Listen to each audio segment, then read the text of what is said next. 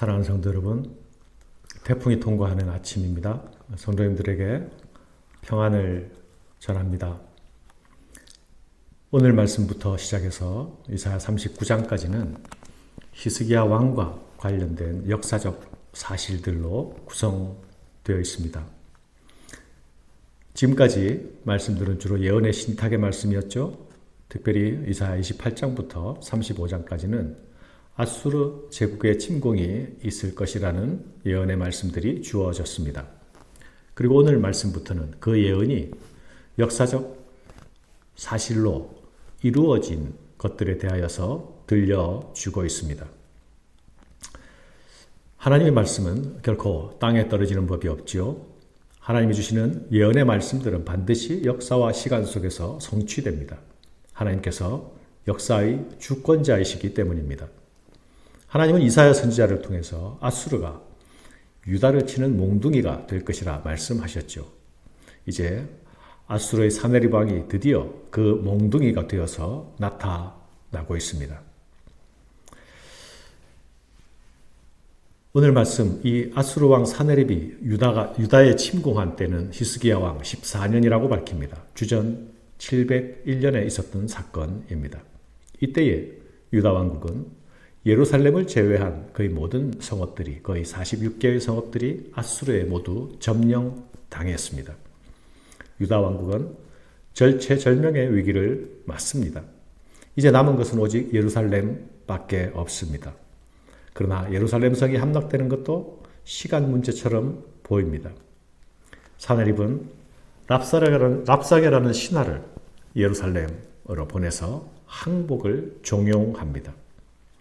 이 랍사게가 히스기야에게 항복을 요구하는 연설의 내용은 이렇습니다. 네가 도대체 무엇을 믿고 내게 맞서는 것이냐?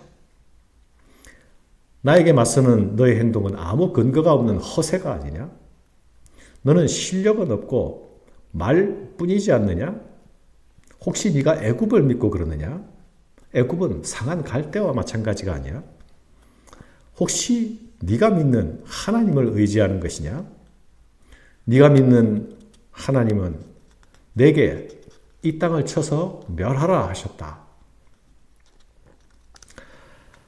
랍사게의 말을 들어보면 그가 매우 유능한 적장이라는 것을 알 수 있습니다.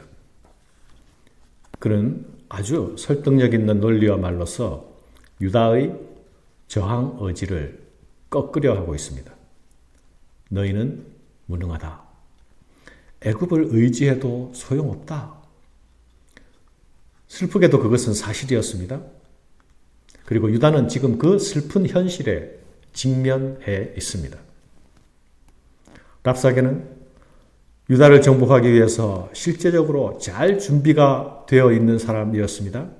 그는 이방인으로서 히브리어를 구사할 줄도 알았습니다. 이것은 그가 유다 정복을 위해서 철저한 준비가 되어 있다는 것을 말하는 것이죠.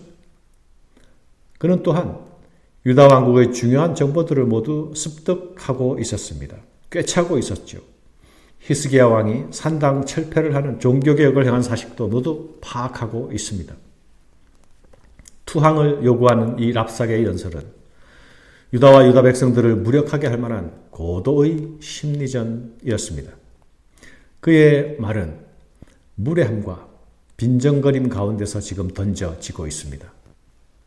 그렇지만 치명적인 사실은 그의 말 속에는 인정할 수밖에 없는 진실이 담겨 있다는 것입니다. 그리고 그의 뒤에는 유다를 완전히 무력하게 만들 수 있는 아수르의 대군과 아수르의 왕 산헤립이 있었습니다. 사랑하는 여러분, 사방이 적으로 둘러싸여서 출구가 없는 상황 속에 빠져본 적이 있습니까? 우리 개인이나 가정이나 혹은 교회가 이런 환란의 때를 만나면 어떻게 해야 할까요? 이런 상황은 어쩌면 현재 코로나 시국에서 공격받고 있는 한국 교회의 모습을 떠올리기도 합니다. 성도 여러분, 사탄이 성도와 교회를 공격할 때에 이 랍사게와 같은 치밀함과 철저함으로 공격한다는 사실을 알고 있습니까? 그러나 이런 고난과 역경의 때가 또한 바로 성도의 믿음이 검증되는 기회가 된다는 사실을 우리는 기억해야 합니다. 참된 믿음은, 진정한 믿음은 이런 위기 상황 가운데서 빛을 발합니다. 랍사게의 말 속에 들어있는 진실들은 유다의 전투력을, 대항의지를 상실하기에 충분할 만한 말들을 담고 있습니다. 내가 말 2,000표를 준다고 하더라도 너는 능히 그 탈자들을 내지 못할 것이다. 얼마나 무력감에 빠져들게 하는 말입니까? 애굽은 갈대지팡이다. 애굽을 믿고 반아수르 동맹에 참여하고 형성했던 자들에게는 얼마나 치명적인 부끄러움이 되었을까요?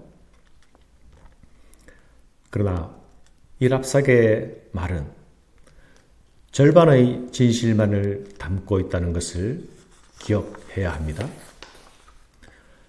사람이 궁지에 몰리면 시야가 좁아집니다. 그러면 판단력과 분별력이 현저하게 떨어집니다. 랍사게의 말은 현실에서 시작해서 신앙을 조롱하며 나아가 하나님을 무시합니다. 하나님을 무시하고 능멸하는 것은 적들의 치명적인 실수입니다. 적이 지적하는 현실이 일견 옳은 말일 수 있습니다. 일견 옳은 부분을 가지고 있습니다. 그렇다고 이어지는 말들이 결코 옳을 수 있는 것은 결코 아닙니다. 사랑하는 여러분, 신앙은 결코 무력한 것이 아닙니다. 살아계신 하나님은 사람에 의해서 능멸당하시는 분이 결코 아니십니다. 심지어 그는 자신이 하나님의 뜻을 받들어서 쳐들어왔다는 무도한 주장을 하고 있지 않습니까?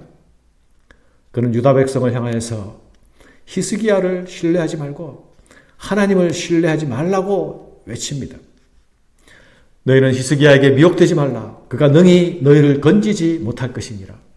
히스기야가 너희에게 여호와를 신뢰하려 하려는 것을 따르지 말라. 그가 말하기를 여호와께서 반드시 우리를 건지시리니 이 성이 아수르 왕의 손에 넘어가지 아니하리라 할지라도 히스기야의 말을 듣지 말라. 너희는 내게 항복하고 내게로 나오라.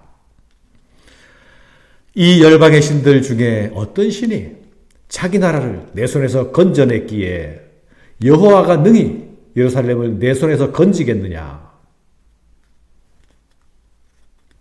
사랑하는 여러분, 우리의 적은 부분적인 사실과 부분적인 정보들을 가지고 우리의 믿음의 근거를 무너뜨리려 시도합니다. 우리는 적들이 가진 힘과 지식과 정보에 설득되고 넘어가고 무너질 수 있습니다. 나의 무능과 내 실력만 바라볼 때에는 적의 심리전에 넘어질 수 있습니다. 그러나 우리가 반드시 기억해야 할 사실이 있습니다. 무엇입니까? 나는 무능하지만 하나님은 강하시다라는 사실입니다. 하나님을 의지하는 신앙은 결코 무력한 자의 도피처가 아닙니다. 여호와를 신뢰하는 일은 그 어떤 강력한 힘과도 비교할 수 없는 힘입니다. 성도를 공격하는 사탄의 목적은 결국 우리를 하나님과의 관계에서 이간질하고 하나님에 대한 우리의 신뢰를 놓아버리게 만드는, 무너지게 만드는 데 있습니다. 사단은 오늘도 화전양면의 전술로 우리를 공격합니다. 하나님과 우리 사이를 이간질합니다. 그러나 성도는 믿음으로 사는 자들입니다. 오직 믿음으로 사는 자들입니다. 그러나 그들이 잠잠하여 한 말도 대답하지 아니하였으니 이는 왕이 그들에게 명령하여 대답하지 말라 하였음이었더라. 적의 도발에 침묵으로 대응합니다. 단지 할 말이 없어서가 아닙니다. 그것은 히스기야 왕의 명령이었습니다. 이 침묵은 순종의 침묵이었습니다. 이 침묵은 이제 하나님을 향한 간구의 외침으로 이어질 것입니다. 적들의 도전, 그리고 침묵, 그리고 이어지는 간구, 도전, 침묵, 간구, 이것이 유다의 믿음의 응전으로 나타나고 있습니다. 사랑하는 여러분, 오늘도 이 믿음의 승리를 경험하는 하루가 되시기를 바랍니다. 감사합니다.